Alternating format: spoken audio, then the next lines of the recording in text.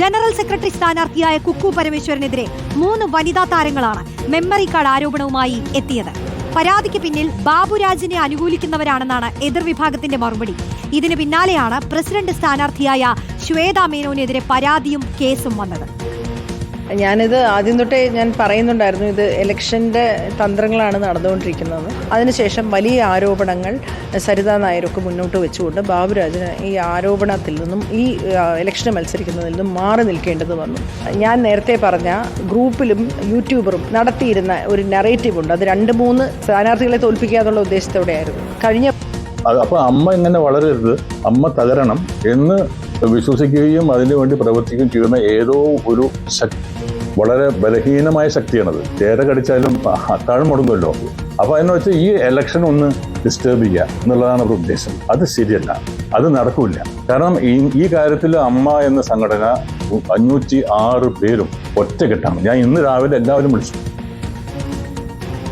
വിവരങ്ങളുമായി അർജുൻ വട്ടന്നൂർ ചേരുന്നു. അർജുൻ, ഇതെല്ലാം ഒരു തിരഞ്ഞെടുപ്പ് തന്ത്രങ്ങളാണെന്ന് തോന്നിപ്പിക്കുന്ന തരത്തിലാണ് കാര്യങ്ങളെല്ലാം നടക്കുന്നത്. അത് പൊതുജനങ്ങൾക്ക് കൂടുതൽ വ്യക്തമാവുന്നുണ്ടെന്നേ ഉള്ളൂ. വലിയ ചർച്ച നടക്കുന്നുണ്ട്. എന്തായാലും ഈ ഒരു ഇലക്ഷൻ സമയത്ത് തന്നെ ഇത്തരം ആരോപണ പ്രത്യാരോപണങ്ങൾ വരുന്നു, ഒരു പരാതി വരുന്നു. അത് പ്രസിഡന്റ് സ്ഥാനത്തേക്ക് ഒരു സ്ത്രീ മത്സരിക്കുന്നതിന് പിന്നാലെ തന്നെ വലിയ കോളിളക്കം AMMയിൽ സംഭവിക്കുന്നു എന്നുള്ളതൊക്കെ പൊതുമധ്യത്തിൽ തന്നെ പരസ്യമായി നിൽക്കുന്ന കാര്യങ്ങളാണ്.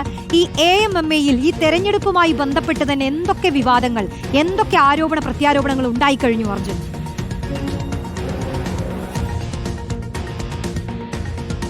റോഷ്നി, ഇക്കഴിഞ്ഞ ഭരണസമിതി രാജിവെച്ചതിന് പിന്നാലെ അഡ്ഹോക് കമ്മിറ്റിയായിരുന്നു നിലവിലുണ്ടായിരുന്നത്. മോഹൻലാൽ പ്രസിഡന്റായ കമ്മിറ്റിയായിരുന്നു രാജിവെച്ചത്. അതിനുശേഷം വരുന്ന തിരഞ്ഞെടുപ്പിൽ വീണ്ടും മോഹൻലാൽ പ്രസിഡന്റായും അതേ അഡ്ഹോക് കമ്മിറ്റി പുതിയ കമ്മിറ്റിയായും ചുമതലയേൽക്കും എന്ന് തന്നെയായിരുന്നു എല്ലാവരും കരുതിയിരുന്നത്. പക്ഷേ മോഹൻലാൽ പ്രസിഡന്റ് സ്ഥാനത്തേക്ക് ഇല്ല എന്ന് 2 മാസം മുമ്പ് ചേർന്ന ജനറൽ ബോഡി യോഗത്തിൽ മോഹൻലാൽ പ്രഖ്യാപിക്കുകയും അത്തരത്തിൽ തിരഞ്ഞെടുപ്പിനെ കളമൊരുങ്ങുകയുമായിരുന്നു. അതോടുകൂടിയാണ് ചേരിപ്പോരും അതോടൊപ്പം തന്നെ ആരോപണ പ്രത്യാരോപണങ്ങളും രൂക്ഷമായത്. ഇതിൽ ആദ്യഘട്ടം മുതൽ തന്നെ ഇത്തരത്തിലുള്ള ആരോപണങ്ങൾ പുറത്തു വരുന്നുണ്ടായിരുന്നു. ഇതിൽ ബാബുരാജ് ജനറൽ സെക്രട്ടറി സ്ഥാനത്തേക്ക് മത്സരിക്കാൻ ഒരുങ്ങുന്നു എന്നറിഞ്ഞതിന് പിന്നാലെയാണ് ഒരു വലിയ വിഭാഗം താരങ്ങൾ ആരോപണ വിധേയർ മത്സരിക്കരുത് എന്ന നിലപാട് പരസ്യമായി തന്നെ സ്വീകരിച്ചത്.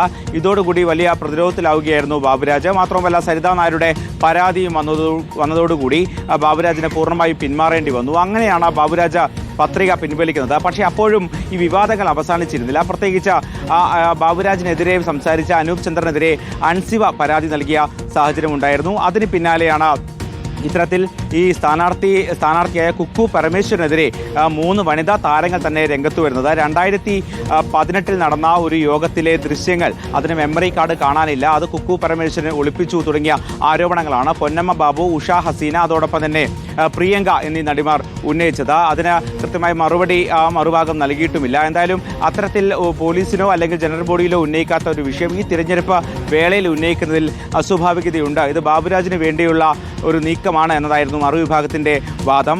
അതിന് പിന്നാലെയാണ് ഇപ്പോൾ പ്രസിഡന്റ് സ്ഥാനാർത്ഥിയായ ശ്വേതാ മേനോനെതിരെയും നേരത്തെ വന്ന ഒരു പരാതിയിൽ കോടതിയുടെ നിർദ്ദേശപ്രകാരം പോലീസിന് കേസെടുക്കേണ്ടി വന്നിരിക്കുന്നത്. ഇത്തരത്തിൽ നിരന്തരം ആരോപണങ്ങൾ വരുന്നു, പരാതികൾ വരുന്നു. ആരോപണ വിധേയരായവർ മാറി നിൽക്കണം എന്ന് പറഞ്ഞവരെ ആരോപണ വിധേയരാക്കാനുള്ള ശ്രമമാണ് ഇത് എന്നാണ് മറുവിഭാഗം പറയുന്നത്. റോഷ്നി, എന്തായാലും AMMയിലെ പോര് തീരുന്നില്ല. ആരോപണ പ്രത്യാരോപണങ്ങളും പരാതികളുമായി വിവാദങ്ങൾ ഇങ്ങനെ കത്തിപ്പടരുകയാണ്.